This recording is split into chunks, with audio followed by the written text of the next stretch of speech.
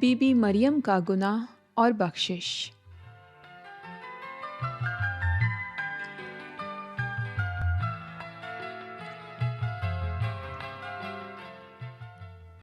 سامعین، جب کوئی شخص اللہ تعالیٰ کے خلاف گناہ کرتا ہے تو کیا ہوتا ہے، اور اس کا اللہ تعالیٰ سے تعلق کس طرح بحال ہو سکتا ہے؟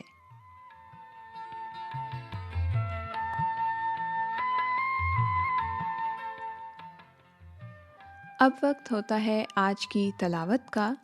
توریت شریف میں سے تلاوت سنتے ہیں۔ اور موسیٰ نے ایک کوشی عورت سے بیاہ کر لیا، سو اس کوشی عورت کے سبب سے جسے موسیٰ نے بیاہ لیا تھا، مریم اور ہارون اس کی بدگوئی کرنے لگے۔ وہ کہنے لگے کہ کیا خداوند نے فقط موسیٰ ہی سے باتیں کی ہیں؟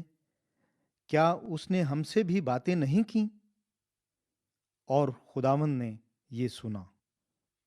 سو خداوند نے ناگہاں موسیٰ اور ہارون اور مریم سے کہا کہ تم تینوں نکل کر خیمہ اجتماع کے پاس حاضر ہو۔ سو وہ تینوں وہاں آئے، اور خداوند کا غضب ان پر بھڑکا اور وہ چلا گیا، اور ابر خیمہ کے اوپر سے ہٹ گیا، اور مریم کوڑھ سے برف کی مانند سفید ہو گئی۔ اور ہارون نے جو مریم کی طرف نظر کی تو دیکھا کہ وہ کوڑی ہو گئی ہے۔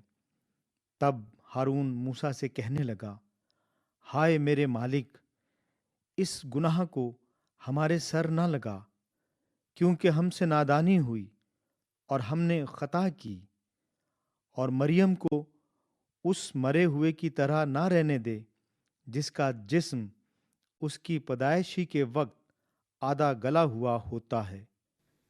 الکتاب کتاب مقدس بائبل میں سے تلاوت آپ نے سنی۔ اب سنتے ہیں آج کی سچی کہانی۔ عنوان ہے بی بی مریم کا گناہ اور بخشش۔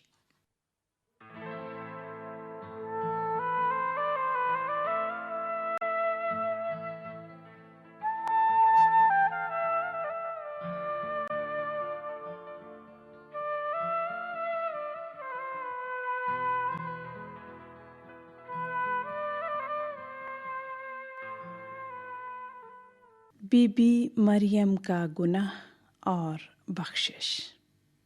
سامعین، بی بی مریم نے جو حضرت موسیٰ کی بڑی بہن تھیں، بچپن میں حضرت موسیٰ کی جان بچانے میں اپنی ماں کی مدد کی تھی۔ جب اللہ تعالیٰ عبرانی لوگوں یعنی بنی اسرائیل کو مصر کی سرزمین سے نکال لائے تو بی بی مریم نے دف بجا کر، ناچتے ہوئے، خوشی منا کر سب عورتوں کی قیادت کی۔ بی بی مریم نے گا کر اللہ تعالیٰ کے بڑے کاموں کی تعریف کی۔ اب بی بی مریم اور ان کا بھائی حضرت ہارون حضرت موسیٰ سے حسد کرنے لگے۔ وہ حضرت موسیٰ کی بیوی بی بی صفورہ سے بھی ناخوش تھے، جو ایک کوشی خاتون تھیں۔ بی بی مریم کے چھوٹے بھائی حضرت موسیٰ عاجزی اور انکساری سے بھرے ہوئے ایک حلیم انسان تھے۔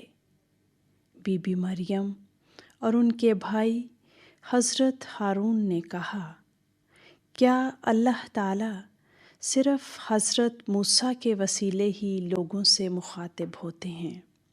کیا ہمارے وسیلے بھی اللہ تعالیٰ لوگوں سے مخاطب نہیں ہوتے؟ جو کچھ انہوں نے کہا اللہ تعالیٰ نے وہ سب سنا، اور اسی وقت اللہ تعالیٰ نے حضرت موسیٰ، حضرت ہارون اور بی بی مریم کو خیمہ اجتماع کے پاس حاضر ہونے کا حکم دیا۔ حضرت موسیٰ، حضرت ہارون اور بی بی مریم تینوں خیمہ اجتماع کے پاس اللہ تعالیٰ کے حضور پیش ہو گئے۔ اللہ تعالیٰ بادل کے ستون میں ہو کر خیمہ اجتماع کے داخلی دروازے پر تشریف فرما ہوئے۔ پھر اللہ تعالیٰ نے حضرت ہارون اور بی بی مریم کو چند قدم آگے بڑھنے کا حکم دیا اور فرمایا، ہارون، مریم، میری بات غور سے سنو۔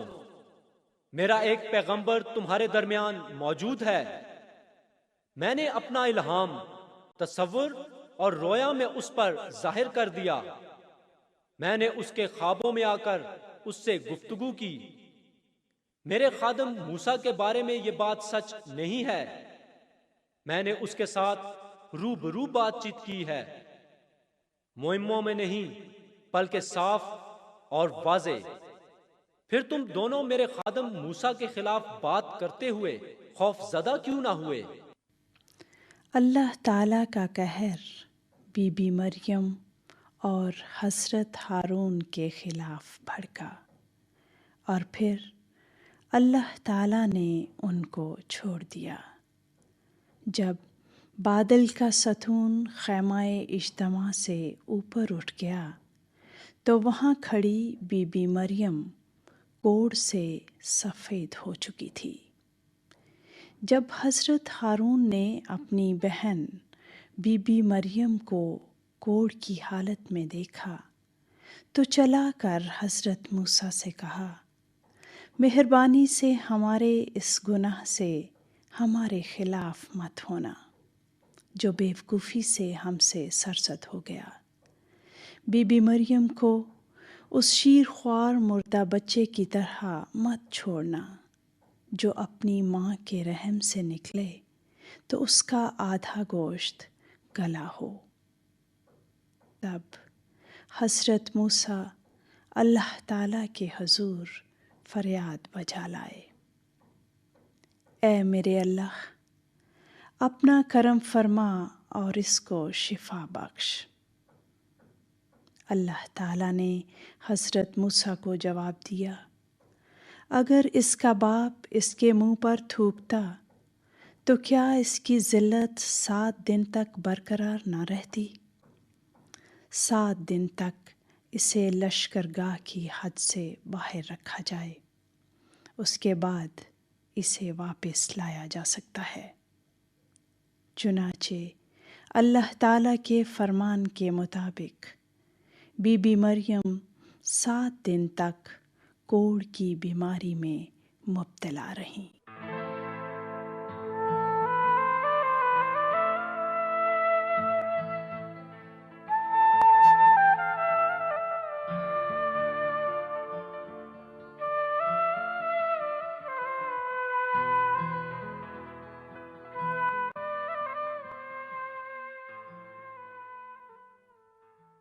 بی بی مریم کا گناہ اور بخشش، بائبل مقدس کی سچی کہانی آپ سن رہے تھے۔ اب تھوڑی گفتگو ہو جائے۔ سامعین، بی بی مریم کا گناہ کیا تھا؟ حسد کی وجہ سے انہوں نے کیا قدم اٹھایا؟ بی بی مریم کو لشکرگاہ سے باہر رکھے جانے کی کیا اہمیت تھی؟ یہ واقعہ ہمیں گناہ، اللہ تعالیٰ کی طرف سے سزا اور معافی کے متعلق کیا سکھاتا ہے؟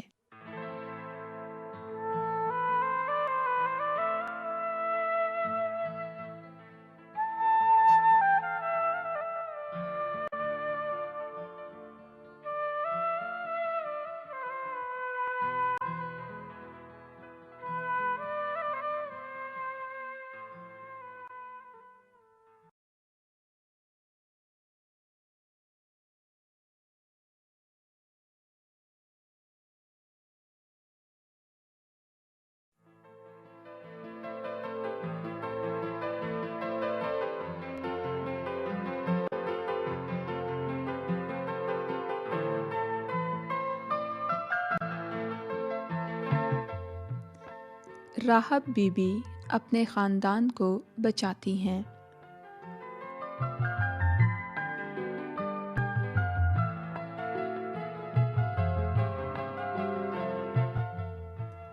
سامعین، اس کہانی میں کون سی بات راہب بی بی کو اس کے شہر کے دوسرے لوگوں سے مختلف بناتی ہے؟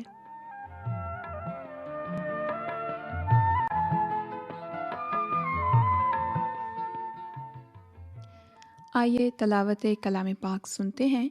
یہ تلاوت بائبل مقدس میں سے لی گئی ہے۔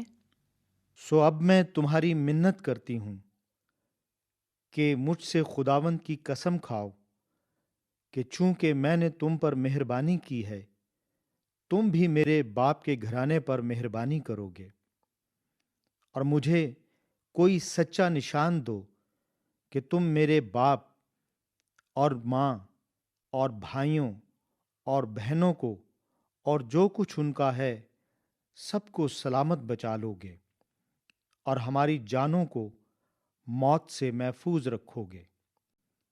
ان مردوں نے اس سے کہا کہ ہماری جان تمہاری جان کی کفیل ہوگی، بشرطے کہ تم ہمارے اس کام کا ذکر نہ کر دو، اور ایسا ہوگا کہ جب خداوند اس ملک کو ہمارے قبضے میں کر دے گا تو ہم تیرے ساتھ مہربانی اور وفاداری سے پیش آئیں گے۔ بائبل مقدس میں سے تلاوت آپ نے سنی۔ اب سنتے ہیں بائبل مقدس کی ایک سچی کہانی۔ راہب بی بی اپنے خاندان کے لوگوں کو بچاتی ہیں۔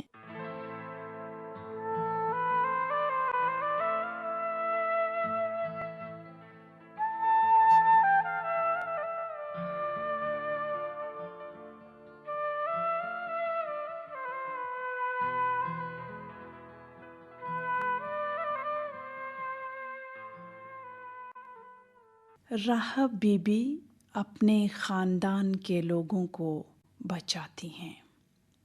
سامعین، حضرت موسیٰ کی وفات کے بعد حضرت یشوع بنی اسرائیل کے قائد بنے۔ انہوں نے 2 آدمیوں کو جاسوسی کے لیے دریائے یردن کے پار ملک کنعان کے شہر یرو بھیجا۔ جب یرہو شہر کے بادشاہ کو معلوم ہوا کہ چند لوگ جاسوسی کرنے کی غرض سے آج رات اس شہر میں داخل ہوئے ہیں، تو اس نے سپاہیوں کو حکم نامہ دے کر بھیجا کہ بی بی راہب ان آدمیوں کو جو ان کے گھر میں موجود ہیں باہر نکال دیں، کیونکہ وہ جاسوس ہیں۔ لیکن بی بی راہب نے ان دونوں آدمیوں کو چھپا دیا۔ جب سپاہیوں نے ان سے پوچھا کہ تم نے ادھر 2 آدمی تو نہیں دیکھے، تو انہوں نے جواب دیا، ہاں، وہ میرے گھر آئے تھے، مگر میں نہیں جانتی کہ وہ کہاں سے آئے ہیں۔ اب وہ کہاں ہیں؟ وہ یہاں نہیں ہیں۔ کہاں گئے وہ؟ پتہ نہیں۔ ہاں، اگر تم جلدی کرو تو ان کو پکڑ سکتے ہو۔ وہ ابھی ابھی گئے ہیں، شہر کا پھاٹک بند ہونے سے پہلے۔ بی بی راہب نے چپکے سے ان دونوں آدمیوں کو اپنے گھر کی چھت پر سن کی لکڑیوں کے نیچے چھپا دیا۔ ان کے سونے سے پہلے وہ ان کے پاس گئیں اور کہا، میں جانتی ہوں اللہ تعالیٰ نے یہ ملک آپ کو دے دیا ہے۔ آپ کا رعب اس ملک میں رہنے والے سب لوگوں پر چھا گیا ہے۔ ہم نے سن لیا ہے جب آپ ملک مصر سے نکلے تو اللہ تعالیٰ نے آپ کے آگے کیسے سمندر کا پانی خشک کر دیا، اور پھر اللہ تعالیٰ نے دریا کے مشرق میں رہنے والے لوگوں کو شکست دینے میں کیسے آپ کی مدد فرمائی۔ جب ہم نے یہ سنا تو ہر ایک کے حوصلے پست ہو گئے، کیونکہ آپ کے اللہ تعالیٰ ہی اوپر آسمان کے اور نیچے زمین کے رب تعالیٰ ہیں۔ میں آپ کے ساتھ مہربانی سے پیش آئی ہوں۔ اب آپ بھی میرے خاندان پر رحم فرمائیں، میرے ساتھ وعدہ کریں، کوئی پکی نشانی دیں کہ آپ میرے باپ، میری ماں، بھائیوں اور بہنوں کی زندگیوں اور جو کچھ ان کا ہے ان کو سلامت رکھیں گے۔ ان مردوں نے راحب بی بی سے کہا، ہماری جانیں آپ کی جانوں کے بدلے میں مریں گی۔ اگر آپ ہمارے اس کام کا کسی سے ذکر نہ کریں گی تو جب اللہ تعالی ہمیں یہ ملک عطا کریں گے تو ہم آپ کے ساتھ وفاداری کا سلوک کریں گے۔ تب بی بی راحب نے انہیں کھڑکی میں سے نیچے اتار دیا، کیونکہ آپ کا گھر شہر کی دیوار پر واقع تھا۔ ان مردوں نے بی بی راحب سے کہا، اس قسم کو جو ہم نے آپ سے کھائی ہے پورا کریں گے۔ جب ہم اس ملک پر حملہ کریں تو آپ یہ سرخ سود کی ڈوری جس کے ذریعے آپ نے ہمیں کھڑکی سے نیچے اتارا ہے کھڑکی کے ساتھ باندھ دینا۔ اپنے تمام گھر کے لوگوں کو اپنے گھر جمع کر لینا۔ بی بی راحب نے کہا، جیسا آپ نے کہا ویسا ہی ہوگا۔ بعد میں جب حضرت یشوع کی قیادت میں بنی اسرائیل نے یرو شہر پر حملہ کیا تو آپ نے ان 2 مردوں سے جنہوں نے یرو شہر کی جاسوسی کی تھی کہا، اس فاحشہ یعنی بی بی راحب جس کا پہلے یہ کاروبار تھا کہ گھر جاؤ اور اپنی اس قسم کے مطابق جو آپ نے اس سے کھائی تھی اس کے تمام گھرانے کو محفوظ نکال لاؤ۔ اس لیے وہ نوجوان مرد بی بی راحب، ان کے باپ، ماں، بھائیوں، بہنوں اور جو کچھ ان کا تھا محفوظ نکال لائے۔ تب بنی اسرائیل نے شہر میں رہنے والوں اور اس شہر کی ہر ایک چیز کو تباہ و برباد کر دیا۔ بعد میں اسرائیلیوں میں سے حضرت سلمون نے بی بی راحب سے شادی کر لی، جن سے حضرت بوئز پیدا ہوئے۔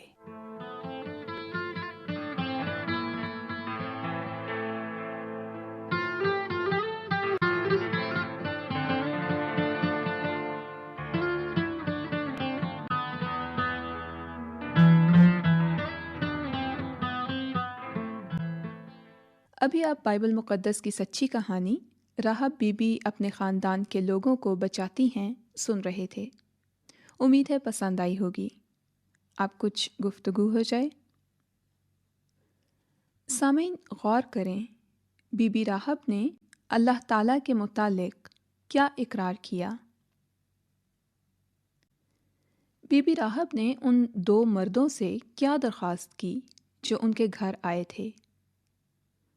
ان مردوں نے بی بی راحب کو کیا کرنے کے لیے کہا؟ آخر کار بی بی راحب کے ساتھ کیسا سلوک کیا گیا؟